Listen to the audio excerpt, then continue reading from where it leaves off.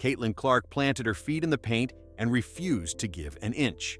And the woman standing over her, jaw tight, talking down at her, wasn't a stranger to this. Her name is DeWanna Bonner. And the night she chose to get in Clark's face was the same night Clark made history that no player in this league has ever made before. 6 straight games, 20 points and 5 assists in every single one of them. Nobody in the entire history of the WNBA had ever strung 6 of those together. Not Diana Taurasi, not Sue Bird, nobody. Clark did it on Monday night, June 22nd, in front of her own crowd at Gainbridge Fieldhouse. And instead of letting her have that moment, Phoenix decided to make it a fight. Because here's the part people keep skipping past. This wasn't a basketball play that got chippy. This was personal, and it had been building for almost 2 years. Let me set the scene for you because the box score doesn't tell you what actually happened in that building. The Fever won, 86-77. Indiana is now 10-7, and they just snapped a 2-game losing skid on a night that, for about 12 minutes, looked like a disaster. Because in the first quarter, the Fever scored 6 points. 6. That's the fewest points they've put up in any quarter since 2018, and the fewest in a first quarter since 2016. They were down 13, and the home crowd was getting nervous. Then Clark went to work, and she didn't do it alone. Indiana answered with a 35-point second quarter, 35, and tied it at 41 apiece going into the break. They came out of the locker room and outscored Phoenix 30-11 in the third. Clark finished with 24 points and 9 assists, leading the team in scoring for the third straight game.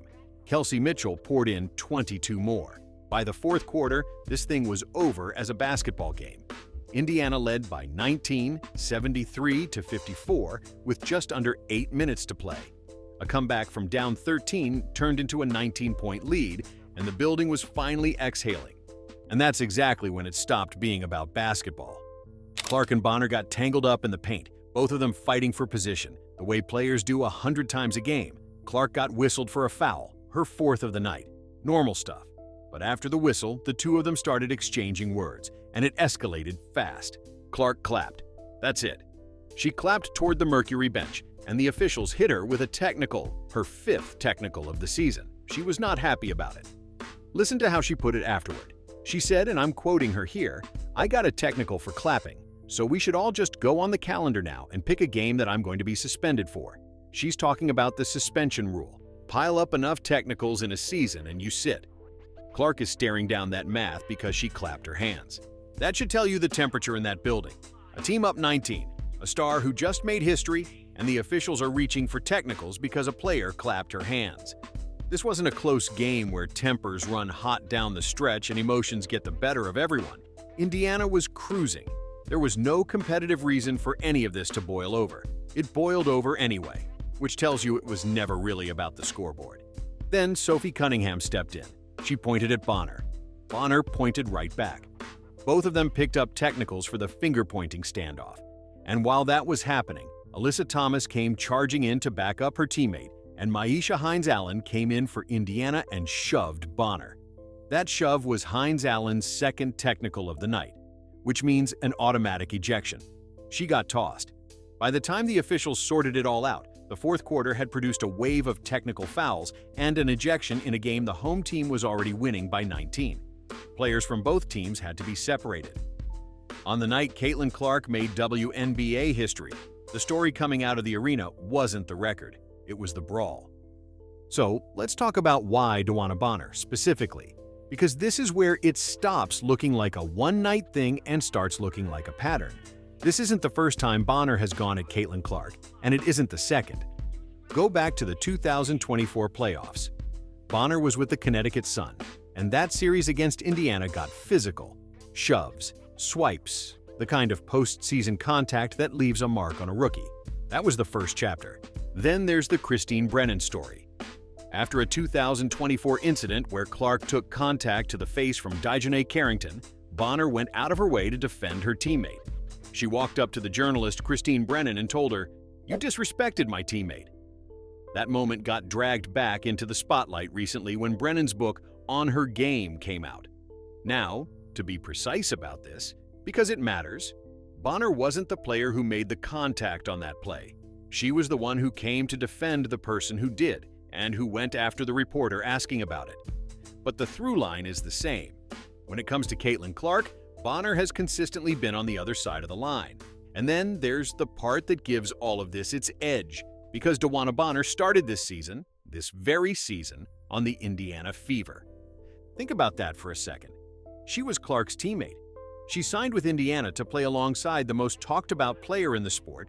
It didn't work out, and she asked for a trade-out. When no trade materialized, when no other team made a deal happen, the Fever waived her. Her preferred landing spots were elsewhere, and eventually she ended up in Phoenix. So, the woman who got in Caitlin Clark's face on Monday night is the same woman who, just a few months ago, decided she didn't want to be Clark's teammate, and is now lining up across from her as the opponent, in a Mercury uniform, talking down at the player she could have been standing next to. That's not a rivalry that started Monday. That's a receipt with a date on it. The 2024 playoffs, the Brennan confrontation, the trade request out of Indiana, and now this. 4 separate chapters, all pointing the same direction. When DeWanna Bonner got in Caitlin Clark's face on her record night, it wasn't a spur-of-the-moment thing.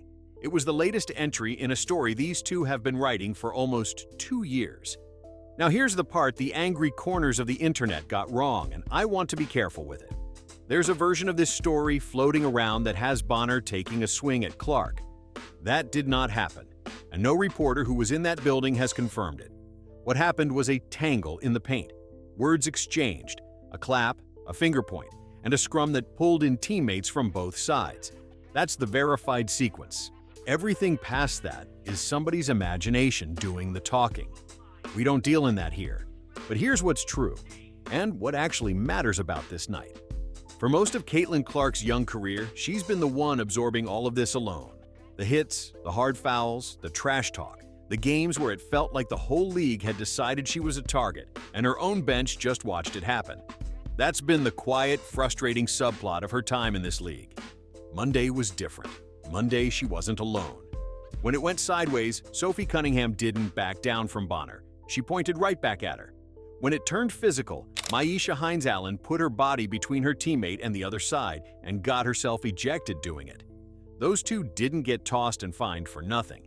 They got into it because somebody on their team was being run at, and they decided that wasn't going to fly. Not this time. If you watch the old NBA, you know exactly what that looks like.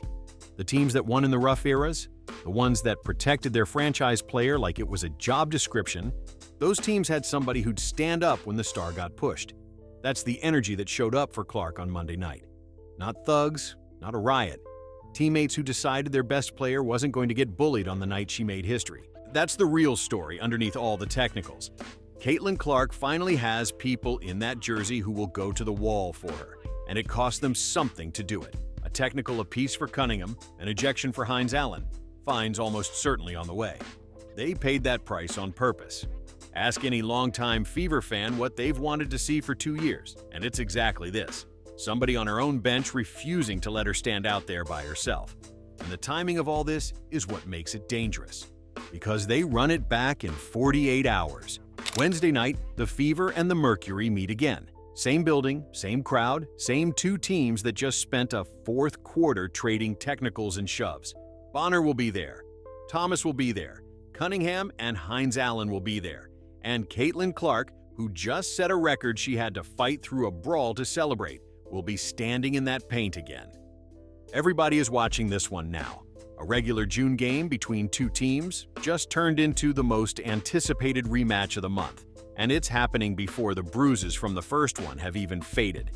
So here's what I keep coming back to. For 2 years, the question around Caitlin Clark has been whether anybody on her side was ever going to push back. On Monday, they finally did. The question now is, what happens Wednesday night, when the same 2 teams walk back onto the same floor with all of this still hanging in the air? Does this turn into a real feud that defines Indiana's season? Or do the Fever channel it into the thing they actually want, which is winning? 48 hours, same court, everybody watching. What do you think happens when they run it back? Tell me in the comments. I want to hear it.